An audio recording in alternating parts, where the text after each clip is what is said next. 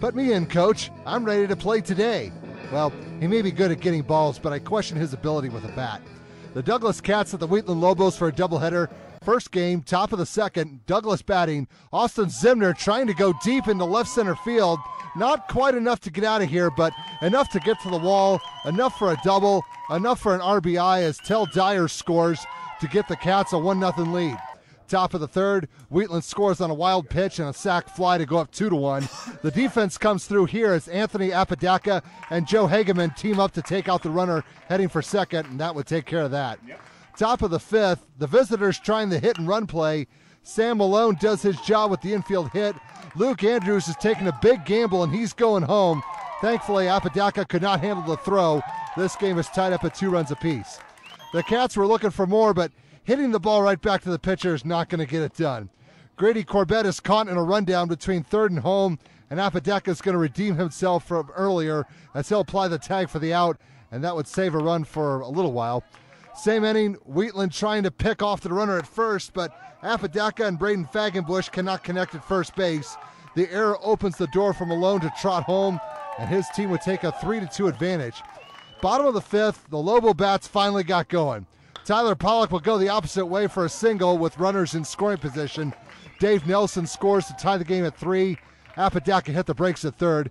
Wheatland would score 2 more runs off of passed balls to go up by a score of 5-3. A few batters later, Fagenbush would start heating up himself. That's a long way to throw the ball from third to first, and he'll beat the throw and get a ribby for his efforts as Brendan Ruwert will touch the plate to make it a 6-3 game. Next, Scott Helkfeldt with the Texas Leaguer into left center field. That'll get the job done and allow Fagenbush to head in and score for the Lobos, who are starting to take control of this game, now leading 7-3. Bottom of the sixth, Fagenbush, just like the Hulk. He's mean, he's green, and he smashes. We did not see the ball go out of here, but you can tell by the left fielder's body language that it did.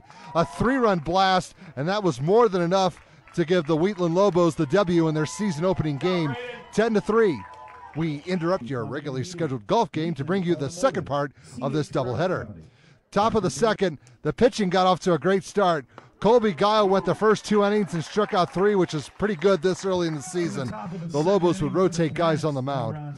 Bottom of the second, the home team already up 1-0 on a wild pitch. Bases loaded for Beckett, and he's going to unload almost all of them with this hit. The left fielder can't come up with the ball, and here come the runs. Ruwert, Guile, and Nelson come around to score. Beckett would end up with a triple when it was all said and done. Lobos jump out to a 4-zip advantage. Then all they had to do was get him in, which they would as Pollock goes the opposite way again. Hey, whatever works. There's another run for the scoreboard, and it's now 5-0. Bottom of the third, Wheatland up 6-zip on a wild pitch. Hageman with a bouncer to short, and the defense cannot come up with it. That went down as an error. Ruwert cashes in on the miscue to give his team a 7-0 advantage. Top of the fourth, new pitcher for the home team, same result. That was Beckett on the mound that time as he got in a couple of innings himself and struck out 3. Bottom of the fourth, Pollock at bat. It sounds like he got all of that one. It looks like he got all of that one, and he did. The center fielder will run out of room and watch that ball go bye-bye. It's a solo shot, and the defending A-League state champs were in firm control of this game up 8-zip. Bottom of the fifth, they were going for the finish, but it needed a little work. Beckett puts the ball in play, and he'll get a base hit for his efforts. Hageman's going to try to score from second, but he needs a little more hustle on this one. Credit to Andrews in left field for the throw. Cody Lebert will apply the tag for the out, although another wild pitch later on would give the Lobos a 9-0 advantage. Top of the sixth, the bid for the no-no is gone. Ty Igo hits into the fielder's choice. The defense chooses to get him out at first, but it pushes a run across for Douglas. However, they needed more than that, down 9-1. Same inning, Pollock on the mound and sitting him down. Ruwert punched out a couple himself. 4 Wheatland pitchers combined for 12 Ks, giving up only 1 run and 1 hit.